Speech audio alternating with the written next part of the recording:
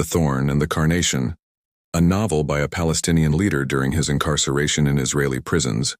While in prison, Yahya Sinwar wrote The Thorn and the Carnation, a blend of fact and fiction that begins after the 1967 Arab-Israeli War.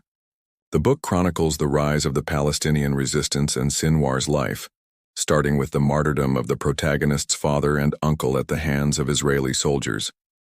Through intellectual debate, wielding stones as weapons, and unwavering spirit, the book portrays figures modeled on Palestine Liberation Organization members and Hamas's founder, Sheikh Ahmed Yassin, disguised as Ibrahim, in the narrative and the perseverance of the resistance against Israel, which places Palestinians under constant surveillance and harsh military threat and action.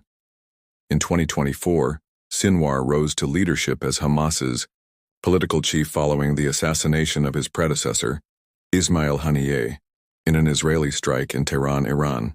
Haniyeh, who had been spearheading Hamas's international diplomacy since 7 October 2023, worked persistently towards a ceasefire in Gaza. Sinwar, widely recognized as the architect behind the 7 October attack, known as Operation Al-Aqsa Flood, now confronts the monumental task of leading through the escalating violence and genocide. His appointment symbolizes Hamas's refusal to yield. Israel and its allies see Sinwar as a primary adversary, yet his rise highlights the movement's defiance against Israeli pressure. The book vividly portrays life in a notorious Gaza prison interrogation area, referred to as the slaughterhouse. Detainees endured severe oppression and torture, which is described in vivid detail. One person sits on the detainee's chest to suffocate him while pouring water over a sack on his face. Another stands on his stomach. A third forces his legs apart and sits on a chair between them, while a fourth crushes his testicles. Meanwhile, 2 others each hold one of his legs.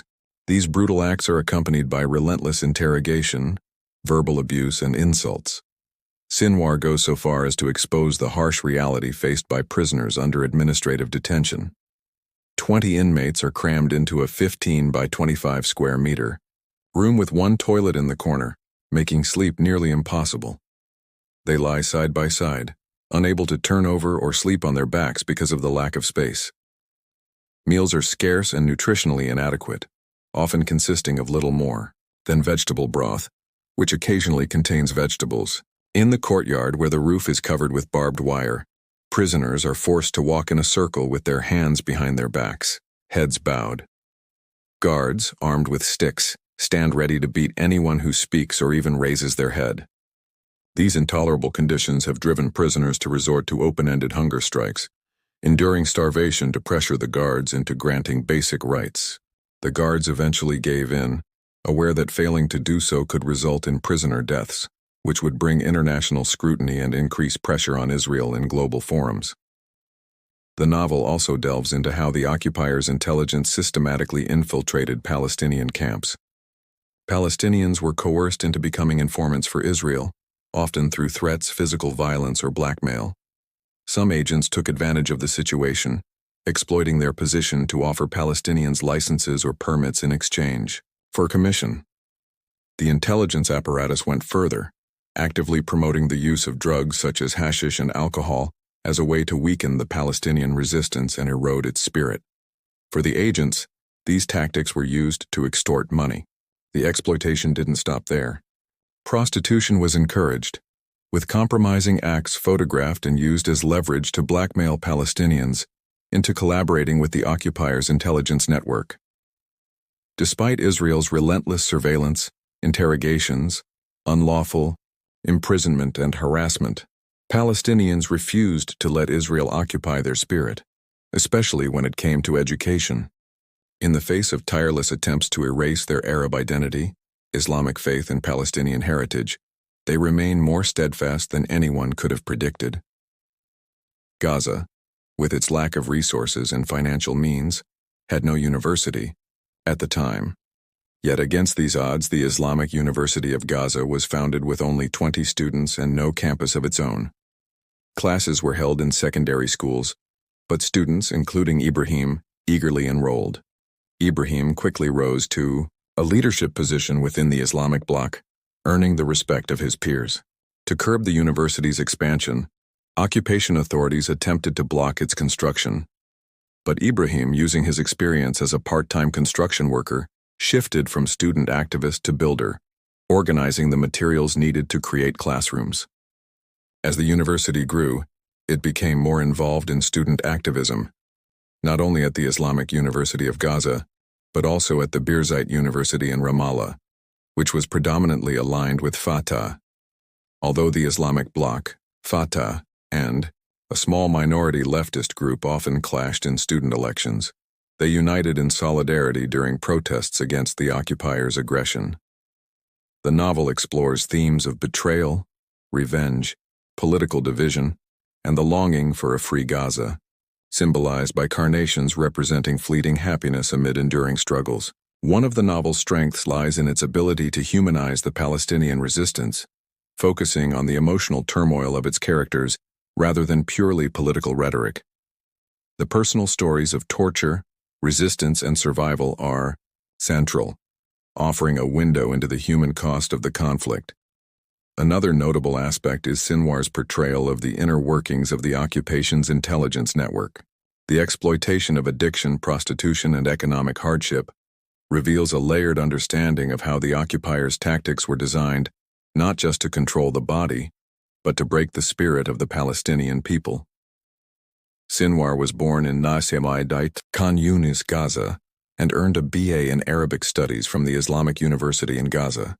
He was an early member of Hamas, established by Sheikh Ahmed Yassin in 1987, and became involved in anti-occupation activism during his university years. He was repeatedly imprisoned by Israeli forces throughout the 1980s. In 1988, he was sentenced to 4 life terms for his alleged involvement in the killing and abduction of Israeli soldiers and Palestinian collaborators. While incarcerated, Sinwar mastered Hebrew and translated numerous banned Hebrew works, particularly autobiographies of former Shin Bet leaders, sharing them with fellow prisoners. Reflecting on his time, Sinwar could have stated that he was in a phase of education and preparation. According to the New York Times, Yuval Bitton, an Israeli dentist who treated Sinwar in prison, said that Sinwar discreetly distributed the translated texts to allow inmates to study Shin Bet's counterterrorism methods. He liked to refer to himself as an expert in the history of the Jewish people. Micha Kobi, who interrogated Sinwar, said, "He studied us from the ground up, learning everything there is to know." He gained in-depth knowledge on Israel's counterterrorism strategies, society, culture, and political life. In 2011, Sinwar was released from prison as part of a high-profile prisoner exchange deal that secured the freedom of Gilad Shalit, an Israeli soldier captured by Hamas. The exchange was intended to release thousands of Palestinians held in Israeli jails. Shortly thereafter, Sinwar speedily climbed the ranks in Hamas. By 2017, he was appointed chief of Hamas, second in line, following Haniyeh, who was the Hamas leader. In 2021, he was re-elected as the chief and fought in an 11-day war, Al-Quds sword, after which Sinwar sat on his chair on what was left of his home and announced the victory. Sinwar's novel is an intense and emotional narrative that sheds light on the personal and political struggles of Palestinians under occupation. His work is as much a chronicle of pain as it is a testament to the resilience of the human spirit. Through stark imagery and unrelenting honesty, the novel leaves readers with a deeper understanding of the hardships endured by the Palestinian people and the unyielding determination to resist occupation. Sinwar's portrayal of Gaza's struggle serves as both a historical account and a call for perseverance, resonating with the broader theme of enduring hope amid seemingly insurmountable odds. As long as we have a pulse, we will never abandon our Palestine. This book will appeal to readers interested in human rights and political struggles, Middle Eastern history, offering an intimate and heart-wrenching perspective on the Palestinian resistance.